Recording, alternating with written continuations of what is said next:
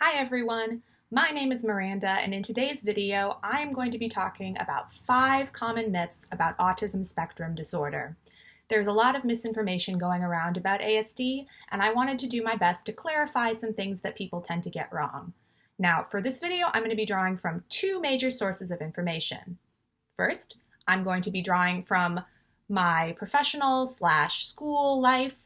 I have a BA in psychology and I am halfway through my master's degree in clinical mental health counseling. So I've learned a lot about autism spectrum disorder from class, internships, etc., etc. And the second source I will be drawing from is my personal experience as a person with autism. Well, that is out of the way. Let's get into it. Myth number 1, autism is a disease. This is probably the most common myth I hear. ASD is a neurodevelopmental disorder and it's lifelong. It can cause issues with communication and social interactions, among other things. No one knows what causes autism, but it's probably a combination of genetic and environmental factors. Because it's not a disease, it cannot be cured. Many people with ASD benefit from therapy, early intervention, and education, which can help them learn to function in a neurotypical world. People with autism are not sick and we're not broken. We just see the world in a slightly different way. Myth number 2, vaccines cause autism. No, they do not. There have been literally hundreds of studies that debunk this myth, but that doesn't stop people from claiming that it's true. And we have one man to blame for that, Andrew Wakefield. Notice how I didn't say Dr. Andrew Wakefield? That is because Wakefield lost his medical license after publishing an article claiming there was a link between autism and the measles, mumps, and rubella vaccine. That article has since been retracted. I could honestly make an entire video about all the unscientific, unethical, and just plain stupid stuff that Wakefield did in this study, but for now I'll just mention 3. First of all, there were only 12 children in his study. That is a ridiculously tiny sample size. Generally, for these kinds of studies, you want to try and get as many subjects as possible.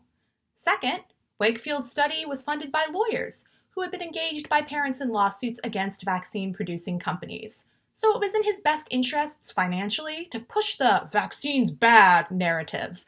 And last but not least, Wakefield straight up lied about his results. Yep, even when he did everything possible to make his study fit his narrative, he still didn't find a link between vaccines and autism. So he just said screw it and added a bunch of stuff that never actually happened. So long story short, vaccines do not cause autism. Please vaccinate your kids. And incidentally, even if they did cause autism, you should still vaccinate your kids. I can only speak for me, but I much prefer being alive with autism than dead without it. Myth 3, autism is a male disorder. Here's the thing. We think of autism and we generally think of men. Think of every fictional character with autism you've ever heard of. Who springs to mind? Most people think of Sheldon Cooper, Sherlock Holmes, Ray Babbitt, etc. We don't really think about women and girls as having autism. Heck, a lot of therapists even think of autism as a male disorder. This is part of why it took me so long to get a diagnosis. Most boys are diagnosed before they start grade school, but I wasn't diagnosed until I was 20. Part of the reason for that is that autism looks very different in girls than it does in boys. We don't fit the commonly accepted autism model. Once again, this is a video in and of itself, but I'll give you one example. While boys with ASD are more likely to be withdrawn and isolate themselves from their peers, girls tend to mimic social behavior in an attempt to fit in, effectively camouflaging their symptoms.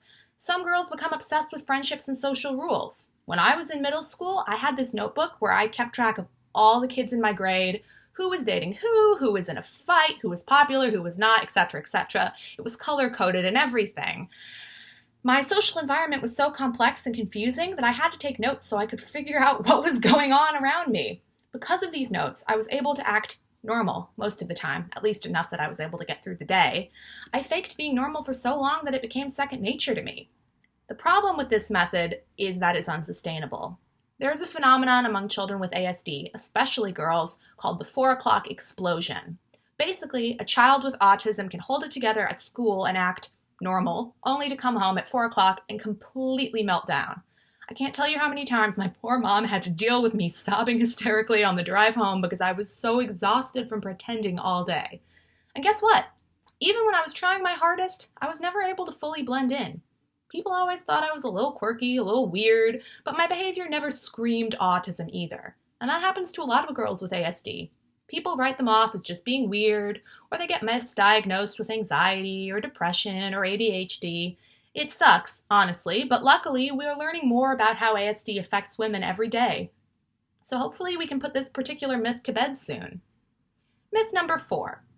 All people with autism have savant skills. If Hollywood is to be believed, there are 2, and only 2, kinds of people with autism. Nonverbal, flapping burdens to society, and quirky geniuses with superhuman abilities. I lovingly refer to this second one as Rain Man syndrome. Remember those fictional people with autism we talked about earlier? Do you see a common theme there? Let's take Sheldon Cooper, for example. The Big Bang Theory portrays him as this child prodigy with a genius-level IQ who has some personality quirks, like always needing to sit in the same spot on the couch.